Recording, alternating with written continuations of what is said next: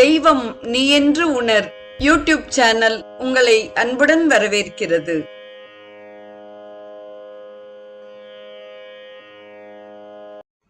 அன்பு உள்ளங்கள் அனைவருக்கும் உற்சாகமான இனிய சுபதின வணக்கம்.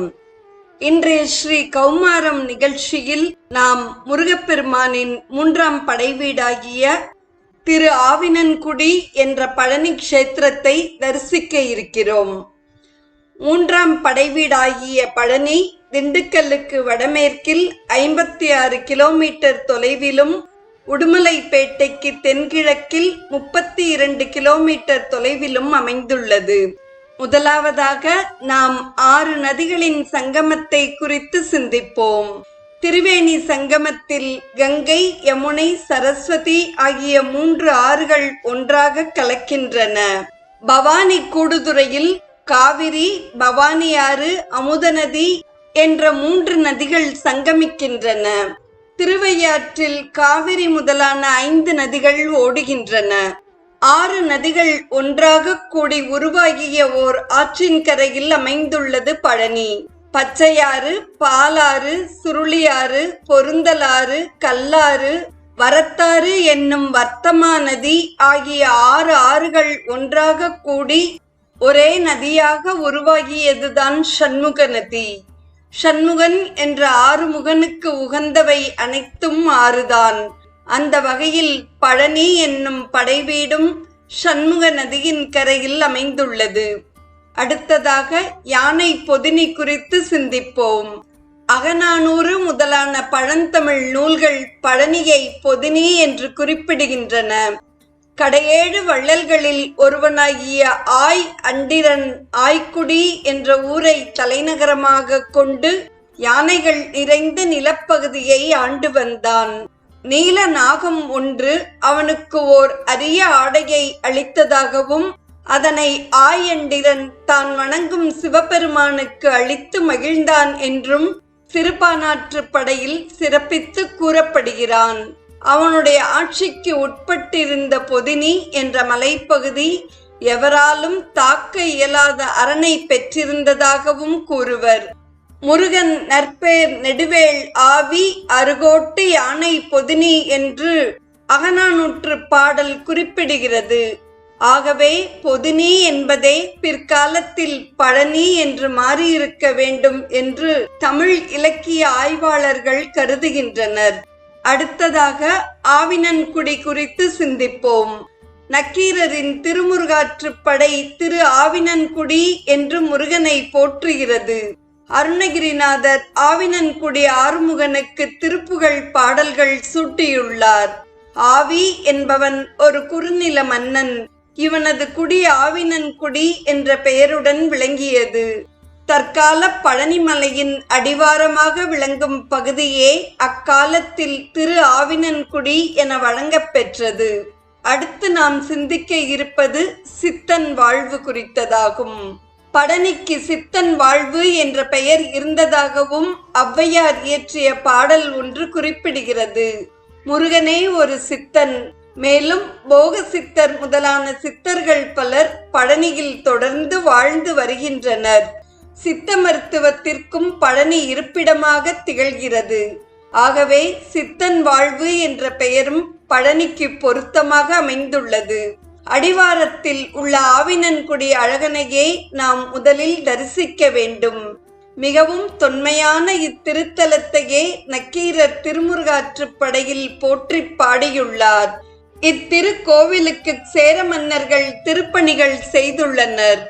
அடுத்ததாக நாம் சிந்திக்க இருப்பது காவடியில் வந்த கவின்மலைகள் என்பதாகும். இடும்பன் என்ற மாவீரன் சூரபத்மனுக்கும் அவனுடைய தம்பிகளுக்கும் விற்பயிற்சி முதலான போர்க்கலைகளை கற்பிக்கும் ஆசானாக திகழ்ந்தான். சூரன் முருகனை எதிர்க்க முற்பட்ட பொழுது இடும்பன் சூரனுக்கு அறிவுரைகள் கூறி நல்வழிப்படுத்த முயன்றான். சூரன் இடும்பனின் அறிவுரைகளை ஏற்க மறுத்துவிட்டான். அதனால் பெரிதும் மனம் வருந்திய இடும்பன் அகத்திய முனிவரிடம் வந்து சேர்ந்தான். அகத்தியருக்கு பணிவிடைகள் செய்து வந்தான் இடும்பன்.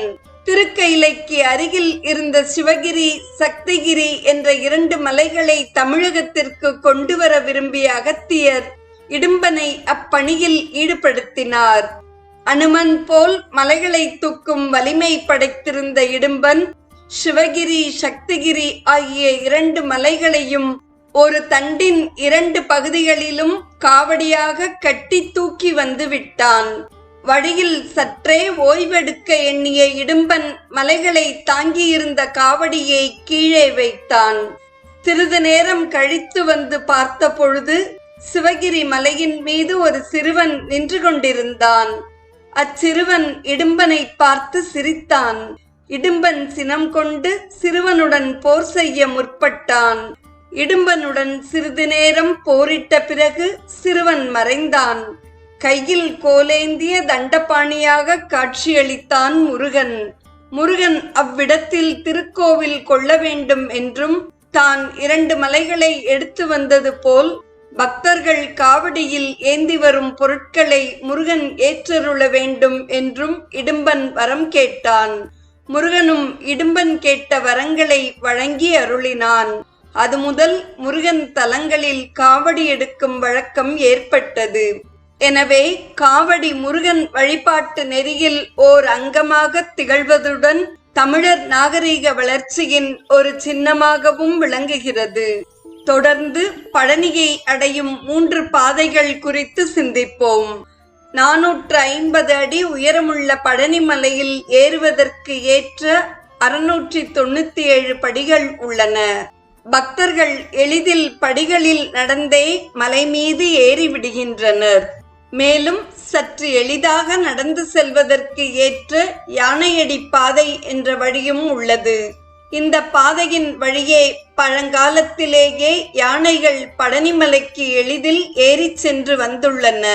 தற்காலத்தில் இழுவை ரயில் வசதியும் உள்ளது.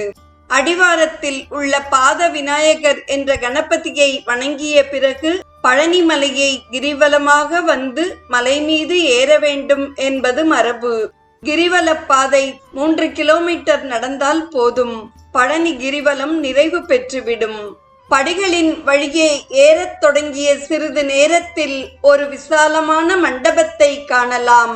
கண்ணப்பர் வரலாறு, தெய்வயானை திருமணம் ஆகிய சிற்பங்களை தாங்கி நிற்கும் தூண்கள் அம்மண்டபத்தை அழகு செய்கின்றன. 350 படிகள் ஏறிய நிலையில் வையாபுரி கோமான் சிற்பத்தை தாங்கி நிற்கும் மண்டபத்தை காணலாம். அங்கிருந்து வையாபுரி குளம் என்ற குளத்தை காணலாம். மேலும் சில படிகள் ஏறிய நிலையில் குராஅடி வேலவர் திருக்கோவிலும் இடும்பன் திருக்கோவிலும் உள்ளன. அவர்களை வணங்கி மேலும் சில படிகள் ஏறினால் நாம் பழனி ஆண்டவர் திருக்கோவில் வெளிச்சுற்றுக்கே வந்து விடுவோம். அடுத்ததாக நாம் சிந்திக்க இருப்பது குடதிசை நோக்கிய குமரன். மலைமேல் கட்டப்பட்டுள்ள திருக்கோவில் பரப்பளவில் பெரியதாகவே உள்ளது. 63 அடி உயரமுள்ள ராஜகோபுரத்தையும் இடையில் உள்ள மண்டபங்களையும் கடந்து பழனி ஆண்டவர் சந்நிதியை அடையலாம். மேற்கு நோக்கி நின்ற கோலத்தில் ஒரு கையில் தண்டாயுதம் தாங்கி மற்றொரு கையை இடையில் வைத்த நிலையில் முருகப்பெருமான் காட்சி அருளுகிறான். பழனி ஆண்டவர் திருமுகத்தில் தவழும் புன்னகையையும் கருணையையும் நாம் தரிசிக்கலாம். போகசித்தர் தான் யோகத்தில் கண்ட முருகனின் திருவுருவத்தை பக்தர்கள் வெளியே கண்டு தரிசிக்க ஏற்ற மூர்த்தமாக வழங்கியுள்ளார். நவபாஷானம் என்ற மூலிகை மருந்து கலவையினால் போகர் முருகன் மூர்த்தத்தை வடித்து கொடுத்துள்ளார். அதனால் இந்த மூர்த்தத்திற்கு அபிஷேகம் செய்த சந்தனம், பஞ்சாமிர்தம், திருநீறு ஆகிய அனைத்தும் நோய்களை தீர்க்கும் ஆற்றல் பெற்றுவிடுகிறது என்பர். தொடர்வது பழனி பஞ்சாமிர்தம். பழனி என்றவுடன் நமக்கு பஞ்சாமிர்தம் நினைவுக்கு வரும். முக்கணி, தேன், சர்க்கரை ஆகிய 5 இனிய பொருட்களின் கலவையே பஞ்சாமிர்தம் என்று அழைக்கப்படுகிறது. திருச்சி மற்றும் திண்டுக்கல் பகுதிகளில் மட்டுமே விளையும் மலைவாழை பழத்தின் பெரும் பகுதி பழனி பஞ்சாமிர்தத்திற்கே பயன்படுகிறது. தலவிருட்சம் என்ற பெயரில் ஒவ்வொரு திருத்தலத்திலும் ஒவ்வொரு மரத்தின் இனம் அழியாமல் காக்கப்படுவது போல் மலைவாழை இனம் பழனி ஆண்டவன் திரு அருளால் காக்கப்பட்டு வருகிறது. தொடர்வது முருகப்பெருமான் உலகம் சுற்றியதன் உட்பொருள் குறித்ததாகும். நாரதர் ஈசனிடம் கொடுத்த ஞானப்பழத்தை பெற விநாயகர் சிவசக்தியை வலம் வந்தார். முருகன் உலகை வலம் வந்தான். ஞான பண்டிதனாகிய முருகன் அம்மையப்பனே உலகம் என்று அறிந்தவன். முழுமுதற் கடவுளாகிய கணபதிக்கு உலகை வலம் வருதல் எளிதான செயலே. எனினும் இருவரும் இரண்டு வேறுபட்ட வழிகளில் முயற்சித்தனர். இதன் உட்பொருள் மிகவும் ஆழமானது, அர்த்தமுள்ளது. கடவுளிடம் உலகத்தை காண்பது ஒரு நெறி, உலகத்தில் கடவுளை காண்பது மற்றொரு நெறி. இரண்டு வழிகளின் பயனும் நோக்கமும் ஒன்றே. ரமண மகரிஷி திருவண்ணாமலையிலேயே இருந்தார். சின்மயானந்தர் பல நாடுகளுக்கும் சென்று வந்தார். ஸ்ரீ ராமகிருஷ்ணர் தட்சிணேஸ்வரத்திலேயே இருந்தார். விவேகானந்தர் அயல் நாடுகளுக்கு சென்றார். இருவரின் லட்சியமும் ஆன்மீக நெறியை பரப்புவதே. அதுபோல் கணபதி அம்மையப்பரிடம் உலகத்தை கண்டார். ஒரே பரம்பொருள் பல உலகங்களாகவும் உயிர்களாகவும் விரிந்துள்ளது என்பதை கணபதி தன் செயலால் விளக்கினார். அங்கிங்கெனாதபடி உலகு எங்கிலும் பரம்பொருள் நிறைந்துள்ளது என்பதை உலகம் வலம் வந்த முருகன் உணர்த்தினான். உயர்ந்த ஞானத்தை அடைய மக்கள் தவமியற்ற வேண்டும் என்பதை உணர்த்த முருகன் பழனியில் தவக்கோலத்தில் நின்றான். சிவசக்தி தம்பதியர் பழம் நீ என்று முருகனை புகழ்ந்து உரைத்தனர். அதுவே பழனி என்று ஆயிற்று என்பது அனைவரும் அறிந்த செய்திதான். 17ஆம் நூற்றாண்டில் வாழ்ந்தவரான பாலசுப்பிரமணிய கவிராயர் என்பவர் சுமார் 1000 பாடல்கள் கொண்ட பழனி தல வரலாற்றை இயற்றியுள்ளார்.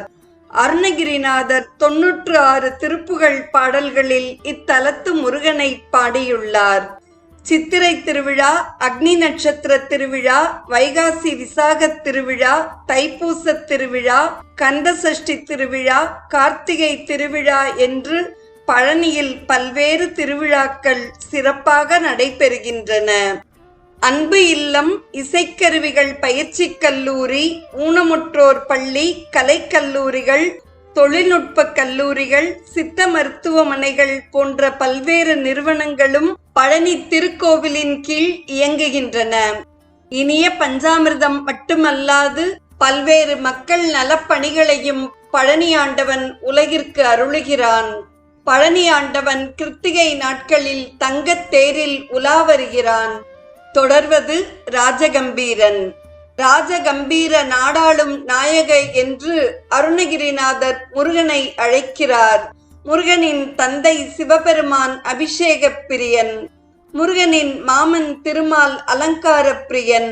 முருகனோ அபிஷேக பிரியனாகவும் அலங்கார பிரியனாகவும் திகழ்கிறான். பழனியில் காலை முதல் தொடர்ந்து அபிஷேகங்கள் நடக்கின்றன. 6 கால பூஜைகளில் ஒன்றான சாயரக்ஷை என்ற அந்திவேளை பூஜை மாலை 5:30 மணி அளவில் தொடங்கி நடைபெறுகிறது. அதனைத் தொடர்ந்து பழனி ஆண்டவன் ராஜ அலங்காரம் செய்து கொண்டு அரச கோலத்தில் காட்சியளிக்கிறான். முரண்பாடுகளில் அழகை காண்பதும் ஒரு விதமான இன்பமாகும்.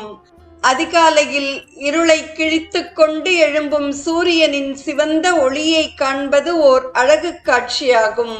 இதனையே பலர் புகழ் ஞாயிறு கடற்கண்டாங்கு என்று திருமுருகாற்று படையில் நக்கீரர் வர்ணிக்கிறார்.